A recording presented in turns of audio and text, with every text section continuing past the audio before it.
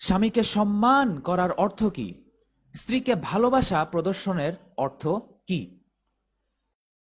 এখন যা বলবো তার বেশিরভাগটাই নিয়েছি বেশ ইন্টারেস্টিং একটি বই থেকে। বইটি পড়ার জন্য সবাইকে পরামর্শ। বইটি লিখেছেন একজন স্বঘোষিত প্রাক্তন নারীবাদী।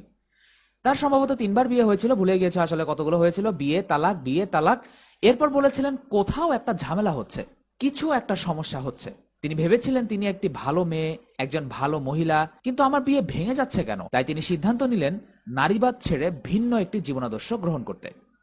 এ ব্যাপারে একটি বই লেখেন তিনি। আমি আপনাদের পরামর্শ দিচ্ছি বইটি পড়ার। বইটির নাম দ্য সারেন্ডার্ড ওয়াইফ, লিখেছেন Laura Doyle. The surrendered wife Amazon best seller তালিকায় রয়েছে বইটি, খুঁজে পাবেন সেখানে। বইটিতে লেখিকা নিজে বলেছেন, আমি ছিলাম নারীবাদী, কিন্তু তারপর পরিবর্তন করেছি নিজের মনোভাব, পরিবর্তন করেছি নিজের দৃষ্টিভঙ্গি, আর এরপর থেকে বেশি সুখী জীবনে কোনো দিন হয়নি। তার স্বামী তাকে ভালোবেসেছেন, বিয়েটা দারুণ হয়েছে, এক দারুণ দম্পতি হয়েছেন তারা। 1 দশকের বেশি সময় ধরেও তিনি বিবাহিত আছেন এবং তিনি ঠিক করেছেন তার আপন অভিজ্ঞতা নিয়ে লিখবেন, আর সেটার নাম দিয়েছেন দ্য সারেন্ডার্ড ওয়াইফ। তিনি বলছেন যে যখন কোন স্ত্রী তার স্বামীকে সেই সম্মানটা দেখাবে, যখন তার স্বামীর উপর আস্থা রাখবে, যখন কোন স্ত্রী তার স্বামীকে সেই সম্মানটা দেখাবে, যখন স্বামীকে বোঝাবে আমি জানি তুমি আমায় আগলে রাখবে, আমি জানি তুমি তোমার কাজটা করবে, কি ভাবেন বিস্ময়কর ভাবে সে স্বামী আসলেই তার কাজটা করবে। যখন স্ত্রীর ক্ষমতা আর নিয়ন্ত্রণ দেখানো ছেড়ে দেয়, যখন স্ত্রী মনিব ভাব করা আর উদ্ধত আচরণ বন্ধ করে, স্বামীর প্রত্যেক কথায় নানা রকম সন্দেহ করা বর্জন করে, সোজা কথা বক্রভাবে গ্রহণ করা বাদ দেয় এবং সোজা সাপটা তার স্বামীকে বিশ্বাস করে, স্বামীকে স্বামীর মতো থাকতে দেয়, তখন কি হয়?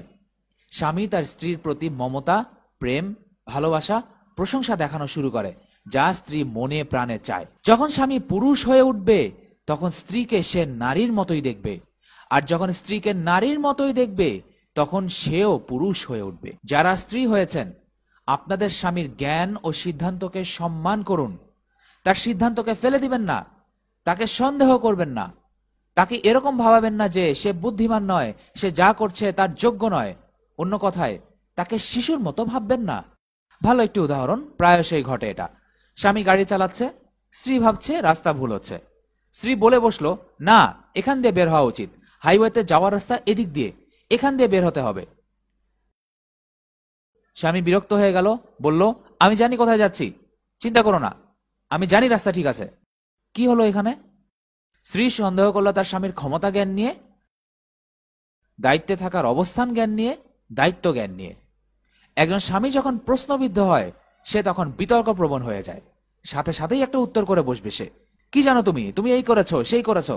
ধরা যাক আপনিই সঠিক ছিলেন, বের হওয়ার রাস্তা সেখান দিয়েই ছিল। স্বামীকে ভুল করতে দিন এবং ভুল থেকে শিখতে দিন, কারণ যখন সে ভুল করবে তখন সে অন্য কারো উপর রাগ করতে পারবে না।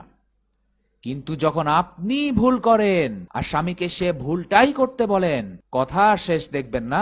আর আপনারা সবাই জানেন আমি কি বলতে চাচ্ছি। স্বামীকে ভুল করতে দিন আর ভুল থেকে শিখতে দিন, এবং তার মা হয়ে যাবেন না। বিশ্বাস করুন, কোনো পুরুষই চায় না মায়ের মতো কাউকে বিয়ে করতে। ওসব বকাঝকার জন্য আলহামদুলিল্লাহ তার মাই তো আছে। সে চায় না তার স্ত্রী তাকে কথা শোনাক, তাকে বকাঝকা করুক, যেন কেবল মাই পারে এহেন বকাঝকা করতে। মায়েদের আলাদা সম্মান থাকে, যা তাদের ছেলের বউ পর্যন্ত পৌঁছায় না। তো ধরা যাক স্বামী আসলেই ভুল পথে গেল, ধরা যাক বের হওয়ার জায়গাটা মিস করে ফেললো। কি ভাবেন? সে আর কখনোই বের হওয়ার জায়গাটা মিস করবে না। সে তার ভুল থেকে শিখে নিয়েছে। আর এই যে ভুলটার ব্যাপারে আপনি তার মনে কিছু ঢুকিয়ে দেননি, তাকে তার সিদ্ধান্তই নিতে দিয়েছেন, খালাস, কোনো সমস্যা নেই, পরের বারে এরকম হবে না। দাওয়াতে না হয় 5 মিনিট দেরিতেই পৌঁছলেন, মানে আমরা সবাই তো 20-30 মিনিট দেরি করে, দেশি মুসলমানের বৈশিষ্ট্য তো এটা, এমন কি সমস্যা? জগৎ তার উল্টে যাচ্ছে না।